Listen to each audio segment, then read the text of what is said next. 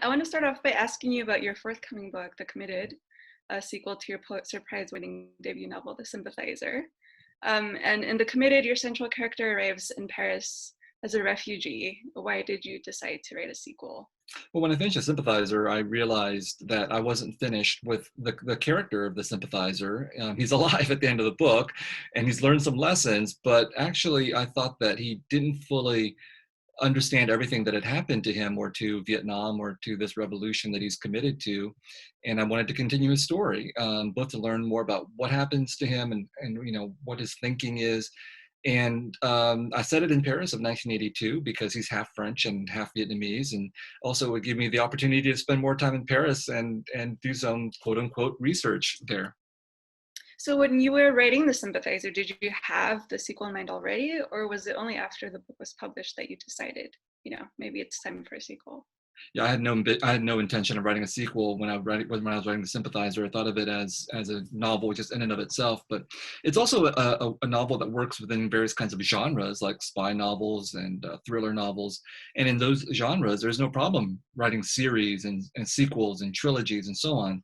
So I thought it just made sense that when I reached the end of The Sympathizer and I realized there was more to say about him, that I could do a sequel, both to pursue ideas, but also just to continue the misadventures that he finds himself in. What can we expect from your main character in the new story? More of the same, like if you've read The Sympathizer, you know that he's kind of traumatized by the end of that book from everything that he's had to undergo. So in The Committed, he continues making bad choices in his life in Paris in 1982. So, he comes to Paris and he gets involved with a gang run by a guy named, imaginatively called The Boss. And It's an ethnic Chinese Vietnamese gang, and our sympathizer decides to become a drug dealer, or in his words, a capitalist. And along the way, we get to see all kinds of thriller-like things in terms of crime and violence and drugs and all that kind of fun stuff. And also, we see a novel that engages with these questions that I raised in The Sympathizer around colonialism and race. And you got to remember that the Americans basically came into Vietnam and took over from the French. So it makes sense to go and interrogate what the French were doing there and afterwards. And it's a novel, even though it's set in 1982, in terms of the issues that it deals with, I think are completely contemporary, because if you see what's happening in France right now in terms of tensions around race and Islam and so on, these are things that the novel also touches on as well. I want to ask you about a term that you coined, narrative plentitude. Do you want to give us kind of a brief definition of it? Sure. Well, the starting point from this is this idea that if you are a part of the majority, however you choose to define that majority, whether it's, you're a white person or you're straight, all the stories that circulate out there are about you, or almost all of them. And that is narrative plenitude. When almost all the stories are about you and you encounter one story about you that is not that great, you can just walk away and say, that's just a story, if it's a book or a movie and so on, and it's irrelevant to you because you have 1,000 other stories to draw from. If you come from a so-called minority, let's say me in my case as an Asian American, you live in a condition of narrative scarcity. Almost none of the stories are about you. So when a story about you or someone like you comes along, you put enormous weight on that story. That story better be a good one. And you can't just call it just a story because if, for example, in the case of Crazy Rich Asians, it's been 25 years since Hollywood made a movie about you, that is the Joy Luck Club, you put all kinds of weight on Crazy Rich Asians, and it's an unfair weight to place on that movie. It's just a romantic comedy, but for Asian Americans, it became this enormous event. We were so grateful for a movie about us, and that's really pathetic. So to be aware of these conditions of narrative plenitude and scarcity is to make people of the majority aware of their privilege and the luxury that they have, that almost all the stories are about them. And it's to draw attention to the fact that the struggle to tell stories is actually a really crucial cultural and political issue, because those of us who are underrepresented in stories really feel the need to tell more and more stories about us. Where do you think we've achieved that narrative plenitude, and where do you think we still have a lot of work left to do? I don't think we've achieved it really anywhere. I mean, I think that even if you look at the so-called minority that's had the most success in terms of getting their stories told, Black Americans, it's still a very constrained condition. You have Black Panther, for example. You have rap music and so on, and so you see a lot of Black voices, you see a lot of Black faces, you see a lot of Black stories, and so that is verging on plenitude.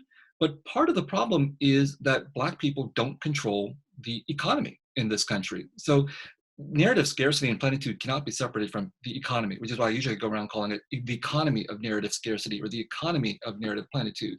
Because if Black people and other peoples of color and other minorities don't control or don't have control over the means of production, they really don't control their stories. And so when it comes to Asian Americans, for example, I don't think we've certainly never achieved narrative plenitude. It's in literature that we have the most control over our stories. So we see lots and lots of young and new Asian American writers out there, not narrative plenitude yet, but approaching that. And part of the reason why we see that versus the world of film is that it's cheap to write. All it takes to write is your own time and your own life, right? But to make a movie costs tens of millions or hundreds of millions of dollars, which is why Hollywood is always the worst when it comes to these questions of scarcity and plenitude and how Hollywood deals with people of color.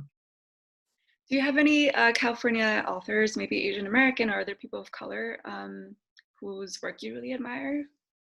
Oh, there's so many. That's a tough question, but when it comes to California authors specifically, I guess it depends on who you call a California author, but Susan Straight, right down the road in Riverside, is definitely a California author who's written extensively about the Southern California experience. I'm going to claim Paul Beatty as a Californian writer because he's actually written about Los Angeles at least a couple of times in books like The Sellout, and I know he spends at least some of his time in San Francisco. He's one of my absolute favorites. I'm going to count Tommy Orange as a Californian because I know he's living somewhere in like Northern California right now, but There is a brilliant novel and it's about Oakland. I want to ask about how the pandemic has affected your work as an English professor at USC. How are you navigating teaching remotely during these weird times? How are you making it work? Well, thankfully, my classes have been small at this point. So class I'm teaching right now is 19 students, and it works perfectly for Zoom, especially it's a graduate seminar. We're used to just taking turns talking and all of that. But, I'm teaching 100 people, 100 students in the spring. Now that's going to be a real challenge as an undergraduate lecture class.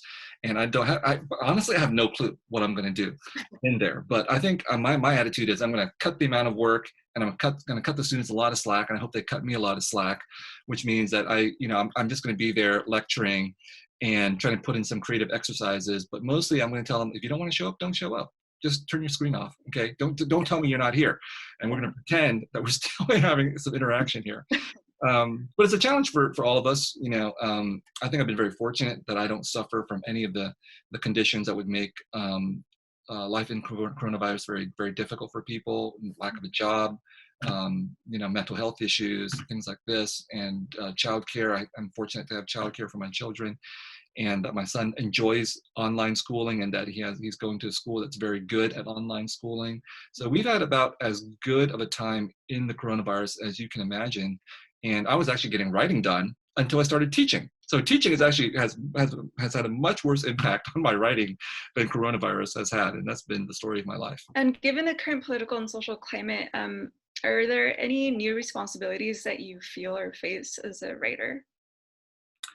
I've always been a writer who thinks that part of a writer's task is to be publicly engaged. I think once the coronavirus hit and, everything happened, so coronavirus happened, George Floyd got murdered along with other people like Breonna Taylor, all these things were happening at the same time. And I did feel a need to at least address the relationship among all these kinds of different things, and as they pertain to Asian Americans or our role in them as well. So I wrote a long essay for Time magazine on the place of Asian Americans at the present moment as a model minority, as a population targeted as being bearers of the Kung flu, as people who are involved in the complicated racial politics of the United States. So I still think there's an urgent need for writers such as myself to talk about these things because, we should be able to put together a cogent thought on the political matters that are crucial today.